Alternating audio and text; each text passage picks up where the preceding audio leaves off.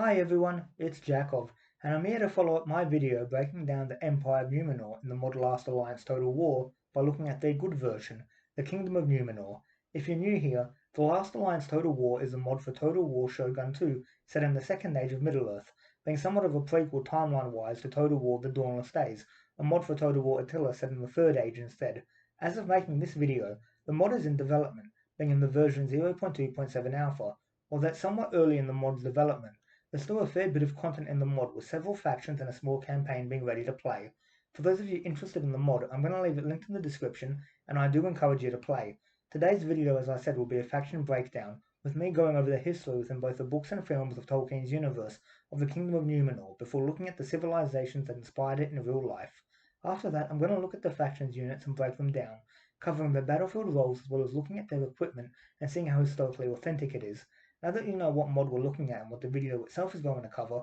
let's start by going over the general overview of today's faction, the Kingdom of Numenor. Numenor is an island nation that was considered the greatest kingdom of men to ever exist, found at the end of the First Age by the Valar, the island being situated between Middle-earth and the Undying Lands. The Numenorians were descendants of the Edain, the men of the First Age who fought alongside the elves in the wars against the first Dark Lord Morgoth, their service to the light being repaid by the new island home, from which would emerge a mighty civilization, their first king being Elros, the brother of Elrond who chose to become a human rather than remain an elf. As an additional gift to their race, the Numenorians were given long life and immense health, leading them to live hundreds of years and becoming renowned for being incredibly tall and strong. From the new island, the Numenorians would become seafarers, visiting the shores of Middle-earth, building strong bonds with the elves and the native men of Middle-earth at first, teaching these lesser beings agriculture and metalworking, leading to the Numenorians being highly thought of, although this would change as time went on, and the Nummenorians began to harvest the natural resources of the coast, leading to conflict with the natives and the eventual establishment of colonies along the coast,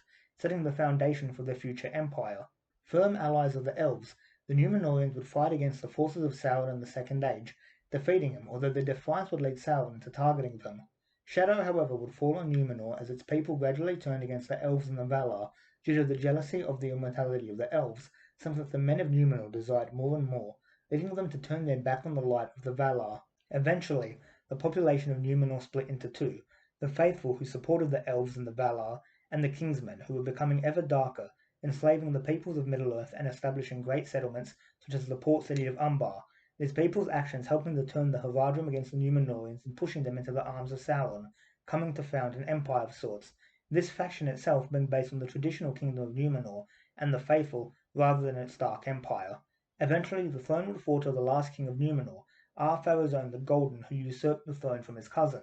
Viewing Sauron as a rival, Ar-Pharazôn would invade Middle-earth with an army so mighty that Sauron's allies deserted him immediately, the Dark Lord being captured by the forces of the king and being sent back to Numenor as a prisoner, though the Dark Lord would use this to his advantage, playing on the dark hearts of the Numenorians, eventually becoming the chief advisor of the king and converting Numenor to the worship of the Dark Lord Morgoth, before tricking the Numenorians into invading the Undying Lands, which led to the destruction of Numenor. However, the Numenorians lived on, and the faithful were able to evacuate to Middle-earth and establish the kingdoms of Arnor and Gondor, which would remain thorns in Sauron's side all the way to the end of the Third Age and the Dark Lord's destruction. The most prominent Numenorians who represent the Kingdom of Numenor, and by extension the faithful in the Lord of the Rings films, are the lords and kings of Gondor, such as Aragorn, Denethor, Faramir, and Boromir. Numenor itself is only really shown in the prologue and flashback scenes in the Fellowship of the Ring, where we see Numenorian troops of Gondor and Arnor fighting alongside the elves during the War of the Last Alliance, the most notable Numenorian shown here being the King of Arnor, Elendil, and his son, the King of Gondor, Isildur, both being leaders of the faithful back when Numenor existed, and direct successors to the kingdom rather than its twisted empire, though given the new Amazon show being released this year, we're almost certainly going to see more of the Kingdom of Numenor and the faithful. In terms of historical cultures who may have inspired the faction, I find Numenor to be a fusion of the mythical city of Atlantis and the United States of America, the Atlantis connection being quite clear, as Numenor is a technologically advanced civilization found in the western oceans off the coast of the mainland, a civilization which would eventually be swallowed by the ocean as punishment for their arrogance. The few survivors of the catastrophe found in colonies such as allegedly Egypt, according to Plato, Tolkien openly stating his inspiration was Atlantis. The United States comparison for me is more so because of the role that Numenor often played in conflicts in Middle-earth, arriving in the middle of conflicts waged by the elves against expansionist powers to the east, such as the forces of Sauron, helping to turn the tide in those conflicts, Much as how during both the First and Second World Wars, the United States would join the wars midway, offering massive amounts of aid to their allies and dispatching large armies to fight in Europe. The inhabitants of Numenor, much like the United States, originating from the Middle-earth/Europe before sailing to their new home. Another similarity would be the military installations dotted around Europe, much like the initial Numenorean colonies established so as to make supporting the elves in their conflicts against Sauron easier. With the history of the faction both in and out of the universe looked at, let's move on to the units themselves. Unlike Rise of Mordor, in which generals can sometimes be more elite units that can be used multiple times in one army, the generals in this mod are unique, with each faction generally only having 2 generals. The Kingdom of Numenor being an exception, however, with 4 options available. The first choice of general for the faction is the Numenorian Bodyguard, a unit of elite swordsmen who most likely are the bodyguard of the royal family or nobility. Looking at the men, they are extremely heavily armoured, each man having a helmet that resembles a medieval barbute or the classical Corinthian helmets which inspired them, these helmets having a raised point similar to the acorn helmets used by Ottoman Sipahi. Attached to the side of the helmets are metal pieces shaped to resemble gull wings, a classical symbol of the seafaring Numenorians, the helmets having etched brows as well as a gilded nasal guard. Wings attached to helmets is something that is known from the historical record, although for ceremonial armor rather than equipment designed to see battle, although the top of these wings seem like they could catch downward strikes and blades. Wing symbolism also being seen used by Gondorian troops in the Third Age, the gilded part of the helmet reflecting the widespread gilding of armor by wealthier warriors who wish to show off their wealth. Turning to the men's body armor, each man wears a male hauberk and pants over which they wear plate components. Protecting the upper torso over the male hauberk they have a plate cuirass and gorget, the gorget appearing to be over the cuirass rather than under it, an inaccuracy for sure. The cuirass is gilded with symbols of wings and stars both in gold and silver, showing off the importance and wealth of these troops even if the designs of the gilded portions vary between men. Over the top of their male pants, the men have the rider split of their hauberk, something which is flat out wrong. Infantry, for starters, didn't require rider splits given they rode on horseback, though it is possible that these men did ride horses at times. However, what's not historically plausible is wearing mail over which you have plate, as these men have plate folds over their mail, such excessive armor not being used by troops due to the sheer weight of having 3 layers of metal armor. Protecting their upper arms, each man wears a set of spolders, some gilded and others not, while they wear plate vambraces to protect the forearms. The short sleeves of their male hauberks leaving gaps which could be protected if the sleeves were longer. Finally, to defend their lower legs, the men wear greaves in combination with sabatons, the armor of the unit generally looking to be inspired by the plate harnesses of the 15th and 16th centuries, the look being finished off by a blue cloak. For shields, each man has a shield which looks like a cross between a pavise and a kite shield, being large enough to almost fully protect the user. Metal rims on kite shields were used as well as on pavise shields, so the rims get a pass from me, the shields being painted either blue or red, each shield having a metal symbol on it of either the crown of Numenor or the Numenorian star. This metal decoration helping to strengthen the shield is somewhat akin to a metal boss. As cool as the shields are, they're entirely superfluous in the hands of these men, given that they're so heavily armored. Once plate armor began to cover men head to toe, shields were discarded as the armor being worn provided enough protection, with even before the advent of plate armor, shields being downsized as armor became better, shields going from large kite shields to smaller heater shields, so even if these men were to use a shield, a far smaller one would make more sense, given that pavise shields especially were used by lightly armored troops such as crossbowmen rather than heavy infantry. For weapons, each man uses an arming sword with upswept crossguards and a round pommel, the swords reminding me of arming swords from the 11th and 12th centuries. This weapon too, like their shield, doesn't make a lot of sense, given that when you're as heavily armoured as these troops are, a two-handed weapon like a poleaxe is your best choice. The ability to have 2 hands free to wield a weapon due to dropping a shield allowing warriors to use far more devastating weapons that were highly effective against armoured enemies, these swords being at a massive disadvantage when fighting against foes also highly protected by plate armour. Moving on to the unit officer, is equipped similarly to his men, but there are some key differences that help set him apart as their superior. For starters, his cuirass, spolders, vambraces, greaves, and folds are all gilded, unlike his troops who aren't uniformly gilded, as well as the white cloak he wears, all which help to set him apart. The biggest difference, however, is his helmet, which retains the same acorn/barbute shape, but is far more gilded, having an additional plate over the brow which resembles attachments seen on Arabic helmets during the Crusades. The main difference between his helmet and his men's is the crest of feathers on both sides, most likely being seagull feathers, and the look that most Numenorian troops attempted to copy with their metal helmet wings. Feather attachments like this help to make the officer highly visible to his troops, with feathers being used like this historically quite often, such as by ancient Greek troops as well as medieval knights, serving to distinguish warriors on the battlefield. Turning to his equipment, the officer uses the same sword as his men and has a shield that's only differentiated by its gold and black paint job, helping to show off his elevated status. With the officer and his men covered, let's look at the unit's role. A pretty standard general unit, the Nummenorian bodyguard are a good choice if trying to build an army with a heavy-hitting and tough leader, the unit being very good at enduring damage and dealing it back out to enemies. A basic unit, they still put in good service, but there are other options who play differently and quite honestly are more special and unique than these guys, which in no way detracts from their usefulness, however. Looking at the next unit, we have Isildur himself leading the Ithil Guard, though this is before he became one of the dual kings of Gondor alongside his brother. Armor-wise, these warriors are more or less identical to the previous unit, only being distinguished by their shields, which are large round affairs that are lacquered and have a metal rim for added strength, decorated with star and moon symbols, and their weapons, one-handed axes that look like those used by medieval warriors during the 14th and 15th centuries. In addition to their armor, each man wears a cloak decorated with symbols of Numenor, such as its scepter and stars. Looking at Isildur himself, he wears armor similar to his troops, lacking overlapping mail for his upper legs, instead having gilded folds, his cuirass also being decorated differently to his men's. The main difference, however, is his helmet, using an ornate helmet that looks much like those used by the rest of the unit, but with larger decorated wings for cheek guards. Finally, Isildur's shield sets him apart, as uses the same shield as the unit, but with a gilded rim, showing off his elevated status. As a unit, the Ithil Guard are an all-around improvement on the Nummenorian Guard, having better stats, especially being better on the offensive as their axes are by default more destructive weapons, allowing the unit to function as semi-shock infantry of the highest quality.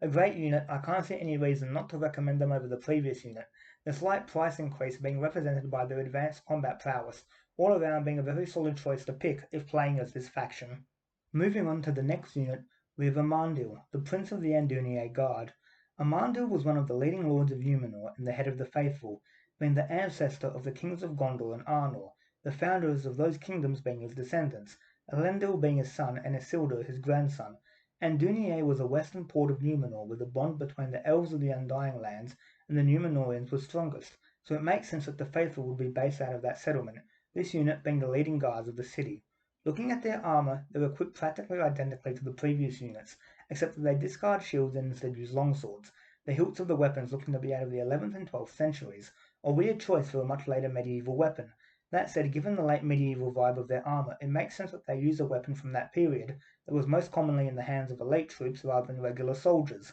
Turning to Amandil himself, he wears the same armor as Isildur, except that his helmet looks like a more ornate gilded version of his troops' helmets, the nasal guard being combined with the brow plate that's meant to signify his crown as the Lord of Andunier. For a weapon, Amandil wields nothing less than Narsil, a beautiful longsword that looks straight out of the 15th century, this weapon being the one that would be used in the War of the Last Alliance to cut the One Ring off of Sauron's finger, being reforged at the end of the Third Age into Andúril, the personal weapon of Aragorn. Such a mighty weapon in the hands of the ancestor of Aragorn is great to see and just shows how much attention to detail the mod creators put into Last Alliance Total War. Turning to the unit role, it's a shock infantry general, being absolutely devastating on the offensive, although when attacked and pressed into service to hold the line defensively, it does falter despite its elite status. As a unit, Amandil and his Andunier Guard fulfill a different role to the previous generals, being a critical unit that can change the course of battle when deployed correctly, really being the epitome of an armoured reserve. I'd recommend them, but only if a very aggressive army and playstyle is what you're going for,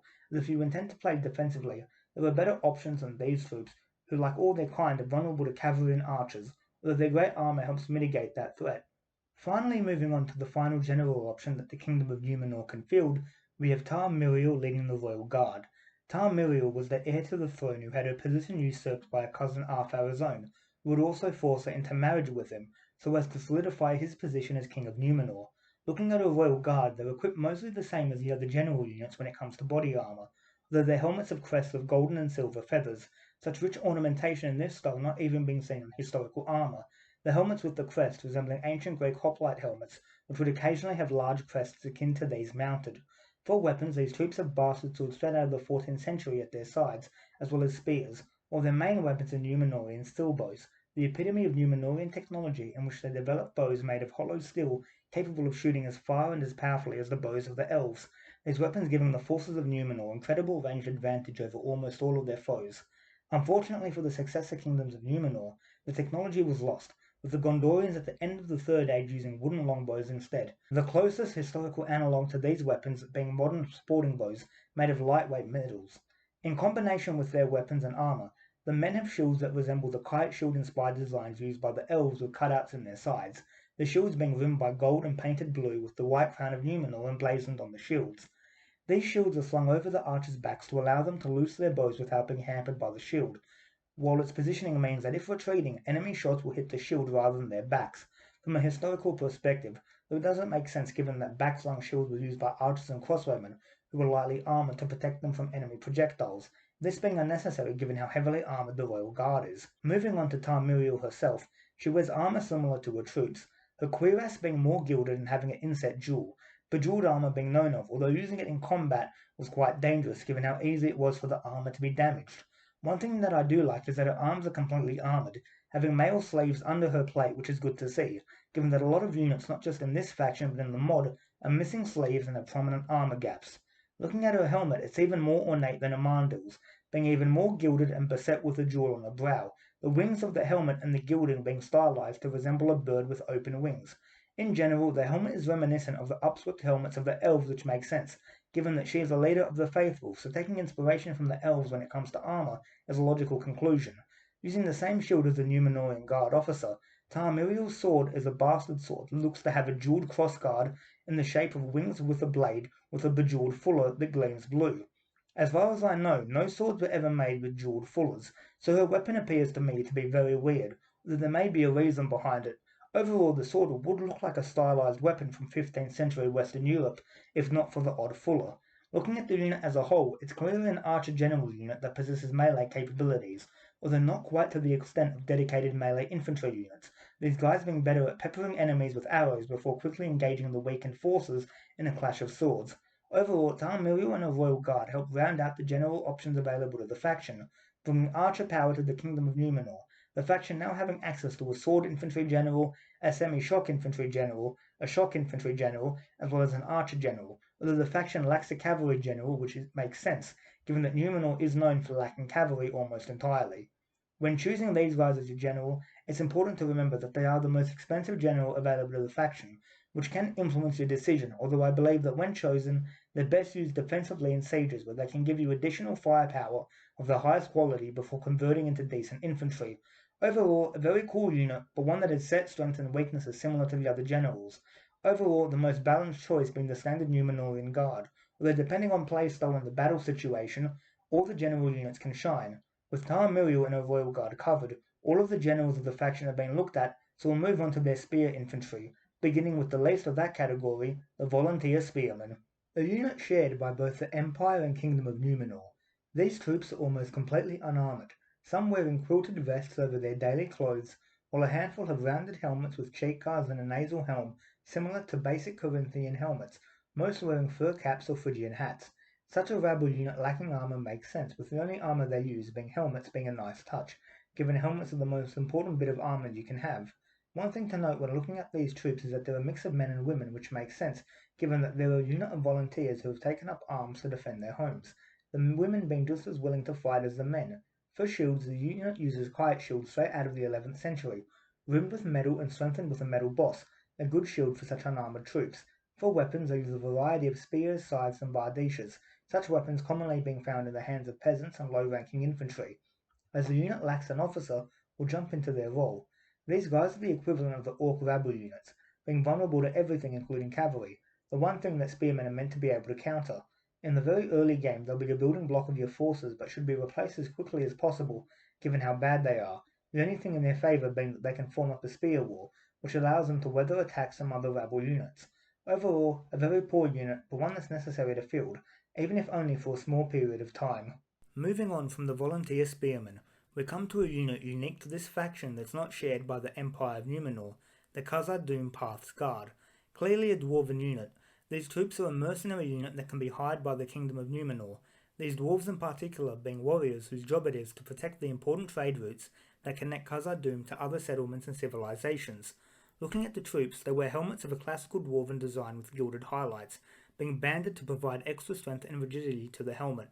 The helmet resembles the spanken helm of the early medieval period, but with a flared back to protect the neck and set cheek guards to protect the face, in comparison with the spanken helm's adjustable cheek guards. For body armour, these dwarves wear a gambeson, a form of common padded armour used during the Middle Ages by troops who lacked access or wealth to acquire metal armour, the only other bit of armour they have being steel-shod boots. For a shield, they use one that looks like a pavese shield straight out of 15th century Italy. the shield being rimmed by metal and decorated with golden symbols of the dwarves, such as hammers and mountains. Such a shield in the hands of these relatively lightly armoured troops is logical, even if the precious metals on the shield are vulnerable to destruction as a result of damage in battle. For weapons, the dwarves wield winged spears engraved with geometric markings on their points, the wings on the spears being useful in preventing enemies from being stabbed too deeply by the weapon, winged spears seeing use beginning around the 11th and 12th centuries. At their sides, in addition to the spears, the unit have axes with nasty backspikes, the weapons looking like those used in the 14th century, except the weapons are gilded, something you'd see in the weapons of royalty, not low-level mercenaries, although given how much precious metal is pumped out of Khazad-dûm, it is possible that even low-class dwarves would have easy access to gold, especially in the heyday of the city. Looking at their officer, he wears a lamellar hauberk as well as plate greaves and vambraces, his armour looking like transitional armour out of Eastern Europe in the 14th century, his helmet, shield and spear being the same as his troops. Turning to the battlefield role, these warriors are a useful bit of extra muscle to add to your army, being slightly less proficient than the standard Numenorean spearmen, but standing head and shoulders above the volunteer spearmen in ability, if not stature. I recommend that fielding an army comprised mostly of volunteer spearmen, if possible, replace as many of them as you can with these troops until you gain access to Numenorean spearmen. Being capable of putting up a fair fight in early to mid-tier armies and threatening cavalry, they're a useful addition to any army, although due to their mercenary status, they can't be massed, meaning you have to rely on the volunteer spearmen until better, more stable options become available. Next in the faction spear line, we have the Numenorean spearmen. Looking at their equipment, these troops wear the standard Numenorean helmet, which is essentially the helmet used by the volunteer spearmen, but with more decorated cheek guards and a gilded nasal bar, metal attached to the side of the helmet in the shape of very basic wings.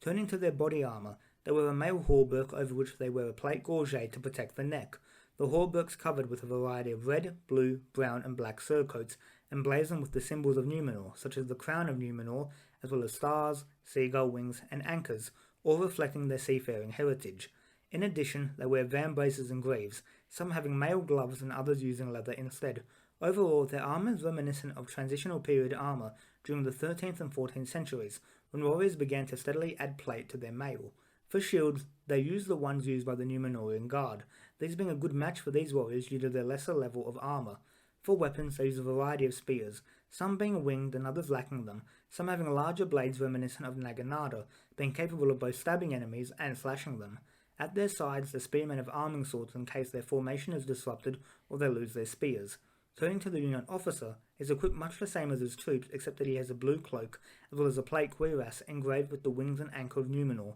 using a winged spear as his weapon in combination with his men's shield, an arming sword also at his side. As a unit, these troops will make up the bulk of your infantry in the mid-game, being an amazing replacement for the volunteer spearmen that meshes well with the Khazad-dûm Path's guard, being capable of holding a hardy line against which the enemies of Numenor will break.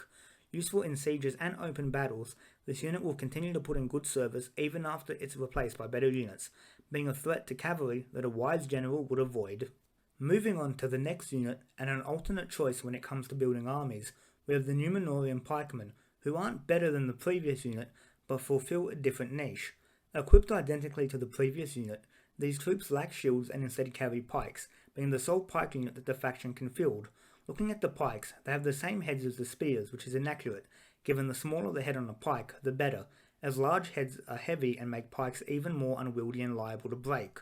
Turning to their officer, he too is identical to the previous unit officer, except that he uses an arming sword as his main weapon in combination with a metal-rimmed and embossed buckler that looks like those used in the British Isles in the 14th century. As a unit, these guys can be the core of the Numenorean army, massed pikemen being quite the strategy on the open battlefield, being capable of grinding through enemy infantry formations and being a terror to cavalry, although I will say that the unit is vulnerable to ranged units due to their lack of shields and if caught out of position by cavalry or shock infantry, is doomed. Personally, I'd recommend using these guys as the centre of your line or as a strategic reserve to be deployed when enemy range units and cavalry can't pose a threat to them and where their strength can really show. Ultimately, a pretty good unit and one that allows the faction to play uniquely at a cheap price. Moving on from the Numenorean pikemen, we come to the Numenorean armoured spearmen who are equipped identically except that they have plate cuirasses over their mail hauberks, the unit's officer only being distinguished by folds over his upper legs. As a unit, these guys will be the core of your army from the mid-game to the late game, not being quite as proficient as professional elven infantry, but still being quality units regardless, playing the same way as the Numenorean spearmen, but at an enhanced level. For all their strengths, however, there's one spear unit that outclasses them, and that's the Nummenorian heavy infantry. Each man is equipped identically to the officer leading the Nummenorian bodyguard general unit, except for their spears, all having ornate helmets with feathers attached, skipping the men and their officer, who's the Nummenorian bodyguard officer with his gold and black shield. These guys are truly an equal match for the highest quality elves, showing off the power of the Kingdom of Numenor, breaking almost all enemies who take up arms against them in a clash of shield wars. As far as I'm concerned, this unit isn't a prerequisite when building armies, when it comes to being the core of your forces, and is instead better used to stiffen your forces when needed, given that the armoured spearmen can handle most threats.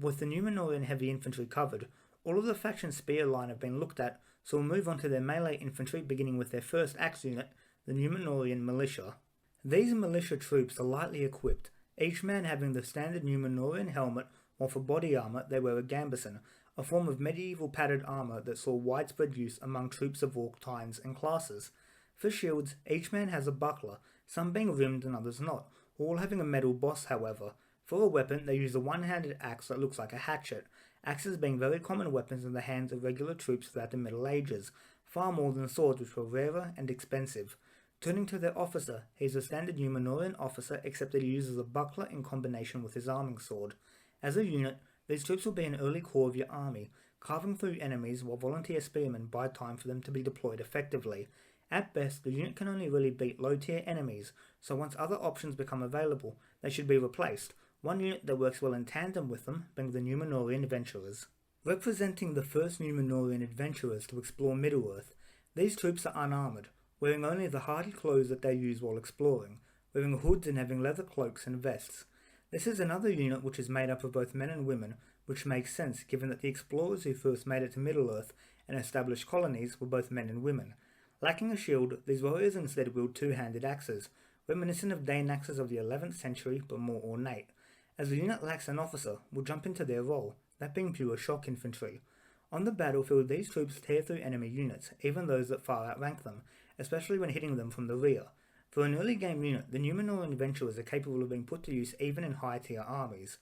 Overall, a strong unit with longevity, not something you always see. Moving on to the next unit, we have the Nummenorian Marines, who much like the Adventurers represent aspects of Numenor, in this case its naval strength. Looking at these troops, they wear a variety of helmets, some resembling nasal helms with cheek guards but with the customary Nummenorian flair, while others look much like burgonets lacking the typical central ridge. For body armour, they solely wear a metal cuirass with gilded accents and vambraces, lacking any other armour. Being more lightly armoured than their land-based counterparts makes sense, given that the more armour you wear at sea, the more danger you're out of drowning, although having some armour makes you more effective than unarmoured foes. Turning to their equipment, they use axes and bucklers identical to those used by the Nummenorian militia, except that these ones have naval livery. Another weapon that these warriors have access to is javelins, the unit doublishing as skirmishers, throwing javelins at opposing ships before boarding them, this same strategy being useful on the battlefield where they can pelt enemy units before closing in on them. While I generally view skirmishers as outclassed troops,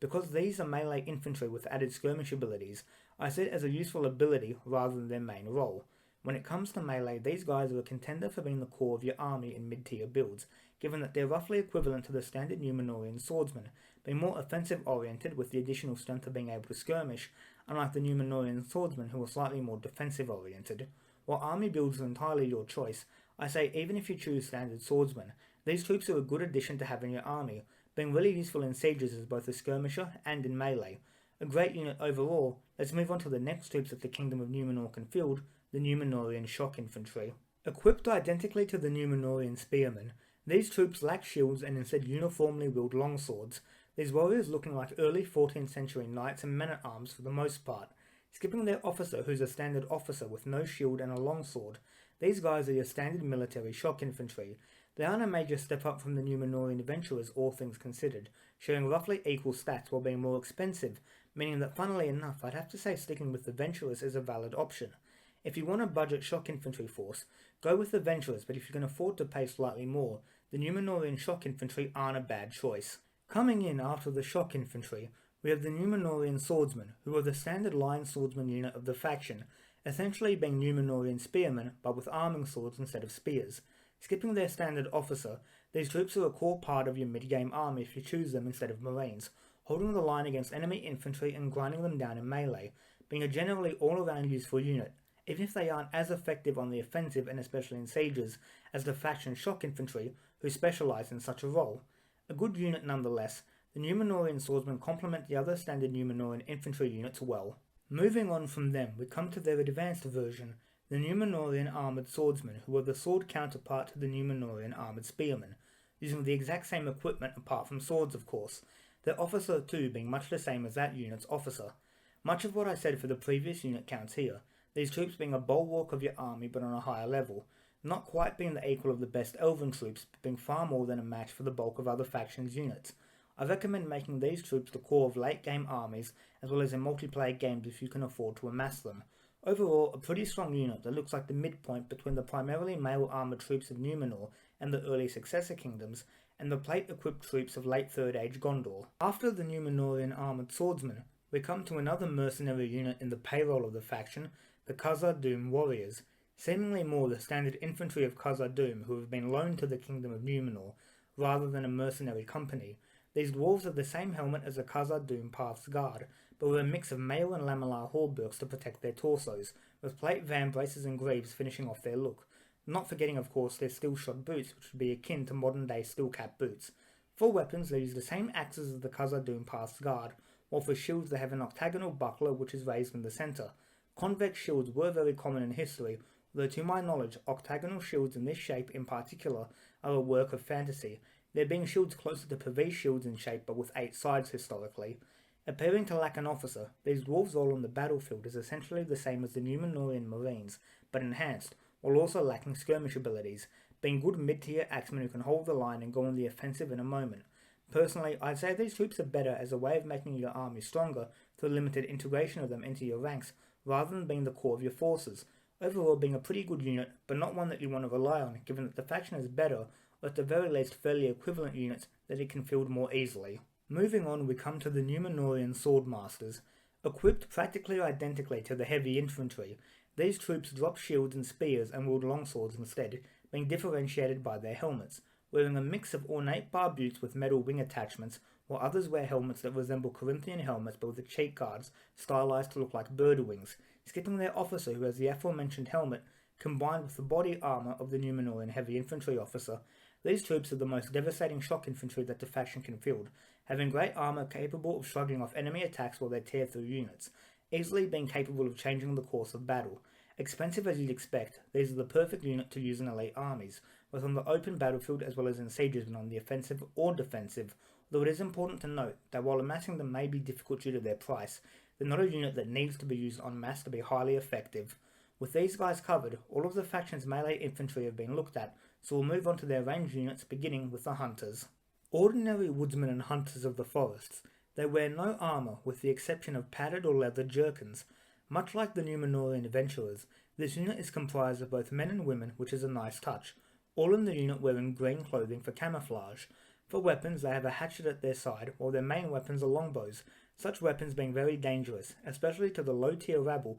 this unit will be expected to face. As they lack an officer, we'll jump into the role, that being your starting archers. While not the best bowmen and women in the world, the troops do have stealth abilities which means that they can ambush and harass enemy forces, which is quite useful. Added to that is the fact that as archers, they by default have the ranged advantage over the skirmishers other factions can field, making them quite deadly when used in combination with the other starting units that the faction has access to. However, like all ranged units, the hunters have weaknesses, being at a major disadvantage if caught out by cavalry or melee infantry. A good starting unit, I would recommend replacing them with the more professional bowmen that the faction has access to as quickly as you can, so you can at least keep a ranged advantage or parity with your enemies. Moving on to the next unit, we have yet more mercenaries at the disposal of the Kingdom of Numenor, this time being the Khazad-dûm Merchant Guard. These dwarves are all relatively lightly equipped, lacking helmets and solely having gambesons as body armour, the standard dwarven axe being at their side in case of melee, while their main weapon is an engraved crossbow that looks straight out of the 15th century,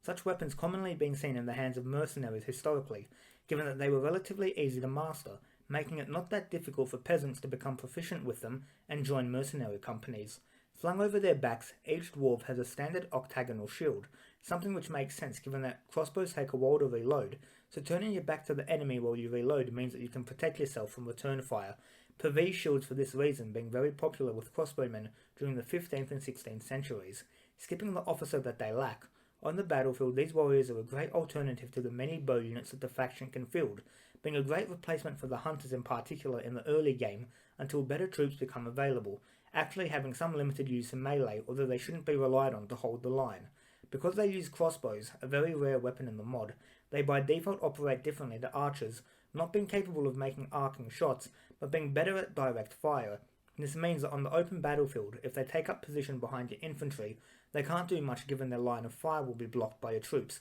whereas in sieges, these troops will be very lethal shooting down from walls at enemies. Overall, while I view archers as better than crossbowmen due to the inherent limitation of the crossbow as a weapon, these troops are a very nice option available to the faction and one that shouldn't be ignored, even if they are better suited working in combination with archers rather than being your sole ranged forces. Moving on to the next unit, we have the Nummenorian archers, the ranged equivalent to the other standard Nummenorian units, with an arming sword at their side in case of melee, and use a longbow as their main weapon. Skipping the standard bow-wielding officer, they have better stats than the hunters in every category, although they do lack the stealth ability of the hunters, being slightly better than the Khazad-dûm merchant guard, all things considered. While still not the best idea to throw these guys into melee, they can survive it better than the hunters, although the real use of these guys is to slaughter attacking hordes of infantry at range, something they do fairly well. A very good unit to use in combination with the other standard Nummenorian units. They'll make up the core of your army for a good chunk of the game, even if they are outshone by elven archers, working well in combination with the previous dwarven unit. Moving on, we find ourselves looking at the Nummenorian Andunier archers, the bowmen of the city of Andunier, the stronghold of the faithful. From what I can tell, the only difference between these guys and the standard Nummenorian archers is that these warriors have black cloaks emblazoned with the symbols of the Kingdom of Numenor on their backs, as well as that they only wear blue or black surcoats, unlike the previous unit who have red and brown surcoats as well. Officer-wise, the leader of the unit looks the same as the Nummenorian archer's officer, except that he has a white cloak and that he has additional pauldrons and spolders. As a unit, these guys are a bit of a step up from the standard archers when it comes to stats, just being slightly better all around, although if I'm being honest, they're not a unit that's really worth investing in, given that the faction has far better troops who perform better, who are a significant leap ahead of the regular archers, these troops not really being worth the hassle and price of replacing your ranged forces with. Ultimately, a unit that due to the other units in the roster finds itself lacking a clear defined role, at best being used in limited numbers to enhance your ranged forces, but even then, it's much of a muchness at that point. Moving on to the next unit, we have the final mercenary unit available to the faction, the Khazad-dûm crossbowmen. These dwarves are essentially the Khazad-dûm warriors, except that instead of axes as their main weapon, they use crossbows, while they have dwarven shields slung over their armoured backs. A considerable step up from the previous crossbow unit, these troops serve well in mid to late game armies, again being better as a supporting force to enhance your ranged power rather than be the core of it, the same crossbow limitations applying to them. In melee, these warriors are more formidable, capable of fighting off rabble, although they're best used in melee once they've used up their ammunition and in a flanking role, hitting enemies in the rear and side where they least expect it. Overall, a useful unit that helps broaden the faction's playstyle. Looking at the Nummenorian City Guard, these are the bow equivalent of the Nummenorian Swordmasters when it comes to armour, although they wear more basic helmets and lack spolders. In addition to their longbows, these men use bucklers, although given how armoured they are, bucklers seem unnecessary. Skipping their officer, who's marked out by his gilded pauldrons and spolders, these men are a marked step up from both the Nummenorian archers and the Nummenorian Andunier archers, being more effective as troops both in ranged combat and in melee. You'd expect then for me to suggest recruiting them in large numbers, but again, there's a far better archer unit coming up who does everything these guys do, but better, who it's worth waiting for to recruit. That said, at a pinch, these troops do boost your ranged power, being best used to enhance your existing archer forces, but not entirely replacing them until the peak of the faction's archers become available. Ultimately a transitional unit that is definitely good, but doesn't have a clear-cut niche that it's required for, which lessens its impact. Moving on, we come to the Nummenorian Rangers, a stealth unit which specialises in harassing enemy forces. Looking at their equipment, these warriors are unarmoured with the possible exception of painted bracers, the unit wearing hoods, veils and cloaks in forest colours. At their side, each man has an arming sword, while they use the longbow as their weapon of choice. Skipping the officer, who seems to not exist, these warriors are the ultimate stealth unit raining down death on the enemy when they least expect it. While they aren't quite as good in melee as the previous unit, and are still vulnerable to cavalry, I recommend incorporating them into your army in limited numbers to harass enemies. the unit being great at dealing out damage but not good at taking it, which limits their usefulness as the core of your ranged forces and makes them more suited for use as a support unit. Moving on to the faction's final ranged infantry unit, we have the epitome of Numenor's ranged strength, the Nummenorian Steelbowmen. Equipped identically to the Nummenorian Swordmasters, to the point that these guys even use longswords as their melee weapon, these troops are distinguished by the unique weapon, the Nummenorian Steelbow, the same weapon used by Tarmiriel's Royal Guard. Skipping the officer, who's identical to the Swordmaster officer, we come to the unit role, that being your ranged forces in late game and elite armies, this unit being the clear advancement over the Nummenorian City Guard that I spoke about before. Stats-wise, this unit is great, having massive range superiority over almost every unit in the mod, meaning it can break enemy archers before they can engage it. While expensive to amass, when used in large numbers, practically nothing can stand against them, even being fairly good in melee, although they're best kept out of close combat until they've used up all their arrows. An absolutely amazing unit, grabbing as many of these dudes and using them in combination with the Nummenorian Rangers, and even the Khazad-dûm Crossbowmen, is the way to go in my opinion. With the Nummenorian Steelbows looked at, all of the faction's archers have been studied, so it's time to look at the last category of soldier the faction can field, cavalry, in particular the only cavalry unit that the Kingdom of Numenor has access to, the Nummenorian Scouts. Mounted atop unarmoured horses, these troops are essentially the Nummenorian Rangers but on horseback, wielding arming swords straight out of the 13th century for use in melee, while they have longbows on their backs for use in ranged combat. While longbowmen on horseback were a historic sight, mounted longbowmen didn't go into combat as horse archers, instead dismounting due to longbows being impossible to use while riding a horse due to their large size. In-game, these troops can shoot from horseback, which is something I don't like and which detracts from the historical accuracy and, more importantly, logic behind the unit, but it makes sense given game limitations and unit roles. Personally, the unit would make way more sense if it used a short bow or a recurve bow, but I understand that those aren't traditional Nummenorian weapons. Skipping their non-existent unit officer, these troops act as scouts and mounted bowmen on the battlefield, being useful at harassing enemy forces with ranged attacks, forcing them to respond to your moves. The unit can also close with the enemy and engage, being somewhat useful at cutting down enemy archers, or if required, charging into the rear of enemy formations, even if they don't compare on the charge to shock or melee cavalry. However, while they do give you mobility on the open battlefield that the faction is sorely lacking, the unit does have some major drawbacks. For starters, the unit is incredibly fragile, as is to be expected of such horsemen, being doomed if caught in combat by enemy cavalry, enemy foot archers being a threat to them too due to their greater natural range than mounted archers. Unlike the Haradrim factions, who can pivot to a mounted archer army, such a strategy isn't really one that plays to the Kingdom of Numenor's strengths, so at best these troops are supporting units rather than the core of your army. Another limitation of the unit is that it can only really be used on open battlefields, unlike shock or melee cavalry, which can occasionally garrison within fortresses as a way of giving defenders unexpected attack power, this unit being next to useless in sieges apart from the additional range power it provides, although for their price you could just get a proper archer unit that's larger and probably more durable too. As a faction, the Kingdom of Numenor plays similarly, but not identically, to the Empire of Numenor. While it is very much one that's based on using significant armies of professional infantry to overwhelm enemies, having very balanced and varied options when it comes to their infantry units, be they melee troops or archers, the faction doesn't rely on brute power quite the same way that the Empire of Numenor does, this faction also having access to mercenary units that change up their playstyle quite a bit. All that said, the faction is still incredibly immobile, lacking meaningful cavalry apart from the Nummenorian scouts, meaning that the faction plays in a more basic way, not being as quick or dynamic as other factions which have extensive mounted options. This is evened out by the fact that this faction is arguably among the best to use in sieges, being great at both taking and defending fortifications, overall leading to a faction that is very much balanced and plays uniquely, even if there is another faction which shares the majority of its units. If you've enjoyed this video,